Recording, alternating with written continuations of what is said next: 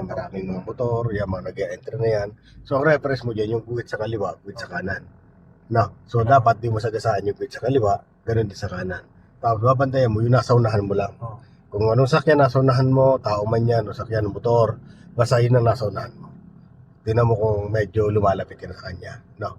Tapos, pag may pumapasok dito sa, yan, kagaya nito, galing dito siya sa alanganin, papasok ng, makikita mo naman sa gulong yan, pagpapasok ang uso ng sakyan, at alam mo nga abutan mo, ang gagawin mo, huwag kang iiwas basta-basta pag ganon.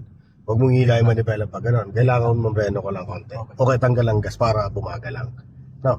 So, sundan mo lang yung lane na yan. So, nasa safe kang ano yan. No? Yan, yun naman, napasok siya. No? O, ganda naman ng pasok niya, medyo malayo, kaya okay lang. No? So, kaya, stay mo lang yan. Ngayon, kung mag-change ka naman ng lane, una dyan, siyempre, mag-signal ka. Then, pag nag-signal ka, huwag mong sabayin ng liko. Kailangan pag nag-signal ka, mga 3 seconds. 1, 2, 3, tingin muna sa mirror, kaliwa o kanan. Titignan muna yung distance nila, layo, saka yung bilis. Ano? Kasi kung malayo siya pero sobrang bilis niya, pwede kang abutan. Malapit nga siya pero ang babagal naman at magbalis ka, pwede kang mag-change ang lane. Ano? So yun ang ano. Kaya pag nasa highway kang ganito, maganda, inaaral mo, tumingin sa mirror. Pinapractice mo na. Pag tumitingin sa mirror, tingin ka dyan, 1 segundo lang, balik mo agad dito. Okay? Kaliwat kanan. Yan o. So diretso ka lang kasi maliit lang naman yung na-occupy nila nung sakyan. No, di mo kailangan na sobrahan pang punta doon. Kasi ramdam mo naman, kaya naman yung ano. Itong kalsada na to, pakiramdam mo sa ngayon, parang masikip. Parang ako pa mo lahat ng gilid, parang ang laki lang. Pero tinan mo yung nasa unahan mo.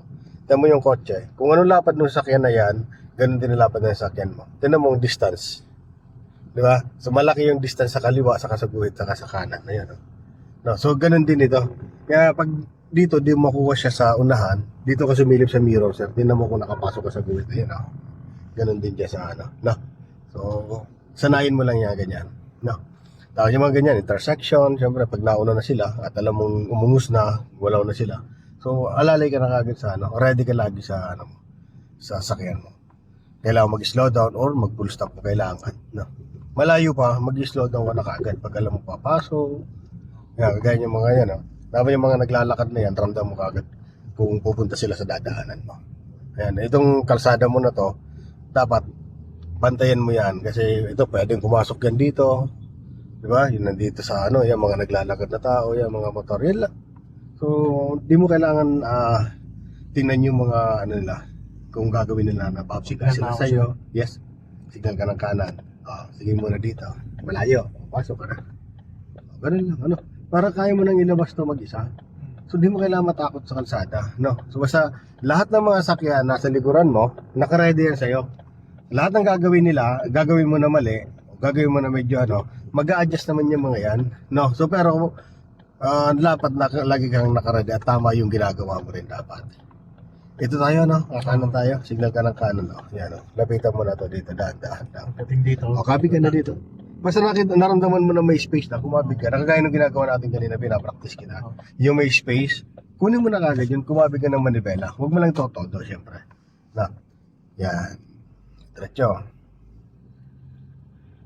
Di ba, papasok tayo dito. So, ngayon palang, balansin mo yung uso ng sakyan mo. Tinan mo kung papunta doon, papunta sa kaliwa o sa kanan. Ganun, Yan. Okay. So, saan ang akyat natin? Dito?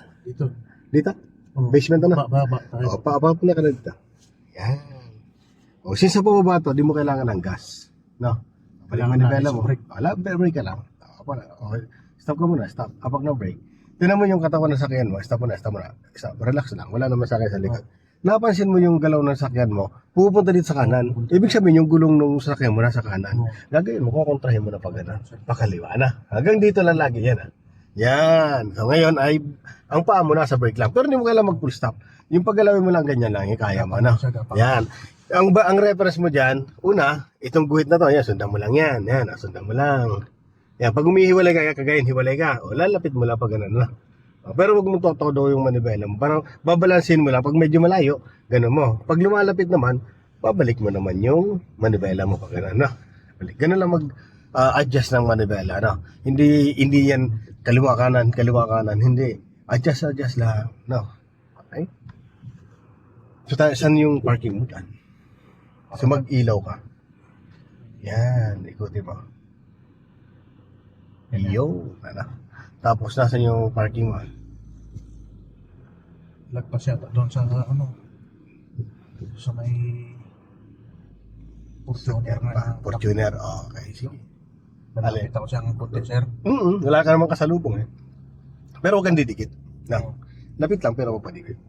Katabi ka ng Fortuner, hindi doon sa isang base na. Pinakabulo. Pinakadulo. Ayan. So, tingnan mo dito, wala naman sakyan. Ano? Tapos sa pantip, teka, stop ka na muna, stop muna. Di ba, maliwa, madilim. Ito pwede mo ibaba. Ayan o, para lumiwanag, ayan o. Kaya, ganun din dyan, ibaba mo yan. Na. Sige, ibaba mo. Sige, ibaba mo. Yan. So, ang reference mo dyan, yung kantuhan na yan. No? So, pag lumagpas ang mirror mo dyan, doon sa kantuhan na yan, full turn ka papunta dito sa kanan. Okay na yung ganito yung... Yan, magandang space mo. Ayan o, diyan ka tumingin o. Yan sa unahan ka tumingin. Na, wag dito. Yan sa unahan o. Ganyang space, okay yan. No? Titingin ka dito, wala sakyan. Bandi ka. No? Okay? Basta yung mga pinarap sa atin. Pag-gabalan mo lang. Yan o. Oo. Kapig na dito. Sige.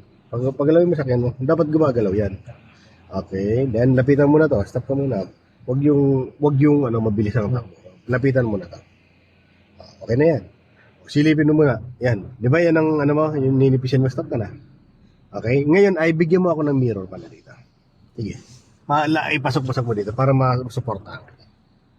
Sige pa. Yan. Ibaba mo yung mirror mo. Bababa. Sige pa. Yan. Very good. Okay na yan. No? So ngayon, ilagay mo na sa reverse. So since na nasa kaliwa yung reference mo, kabigin mo na sa kaliwa. Very good. So, atras ka dahan-dahan, ilalapit natin yung katawan ng sakyan mo dyan. No? So, ilalapit lang natin, pero pag pakaramdam mong dumidikit, mag-a-adjust tayo. Pero pag nakita mo malapad na magagaya nyo, malayo. So, tuloy-tuloy ka lang. Pero, dapat, sisilip ka rin sa side. No? So, sige, diretso lang. So, ganda ng space pa. So, diretso lang. Yan, di ba ang layo ng katawan sakyan mo sa pader? Diretso ka lang, silip ka rin dito. Yan. Ayan, malapad dyan, ano? Dito medyo masikip konti. Di pa nalabas ang guhit. Sige pa, kanti pa. Stop. Nakagitna na sa guhit. Pero, malapad pa rin dyan. O pwede pong idiretso, lapit-lapit pa yung, pwede dyan. Sige, lapit-lapit pa dyan. Yan, stop mo na. Ngayon, pag lumapit na dyan, napansin mo na sumisikip na dyan. Stop ka muna. Sa mirror ka lang tumingin. Ngayon, sumilip ka dito. Dito lumalapad. Kumabi ka naman dito sa kabila. Yan, sige. Basta pag lumalapad sa kaliwa o sa kanan, nandun lagi po. Kahit dapat nagalaw siya para mas madali mo siya. Makikita mo siya kung kailangan na. Yan. Hintay mo lang pumantay. Katawan sakyan mo. Kahit doon sa guhit ka na tumingin na yun. Malayo. Yan. Stop. Gitna na. 1, 2. Then, atras ka nga. Yan. Sislagan ka lang. Hanggang sarap. Yan. Malaki yata dito, sir. Malaki dyan. So, okay lang naman dyan. Alam mo, advantage yan. Malaki dyan. Kasi, pag nagbubukas ka ng pinto, kanina, di ba, sabi mo, sikip. Yan. Tinan mo ngayon, park mo muna to. Park mo. Yan. Ang brake. Tanggal ang brake. Okay? Park. Ngayon, buksan mo yung pinto mo. Bumukas ka sa pinto. Di ba ang ganda? Mas maalwan sa'yo. Kasi kanina sobrang dikit, Dyan lagpas ito sa guhit. Hindi naman, tama lang. Pero kung gusto mong i-adjust, ganito, pupunta ka lang sa unahan. Papati mo. Yan, kabi ka ng kaunti. Pag nakuha mo na yung space na kailangan mo, balik mo na. Sige pa, banti ka pa. Gamitin mo yung space na yun. Then, ipapantay mo ganon. Sige pa. Pag kumantay na yan, gitna mo na. Banti ka pa. Okay, stop. Ayan nagkaroon ng space. Maganda na. So, lagyan mo sa reverse. Yan, dito ka na kumuha ng guide. Kung may guhit dyan, pwede mong gawing guide. Ito may guhit dito. Nakapantay naman siya, Pwede mong gawing guide. Yan, pantay na, dapat pag napantay na ito, yung manibelo, pantay na. Kasi pag saan siya nakapaling, doon napunta ng sakyan mo yan. Sige lang. Oops, slow down. Ayun,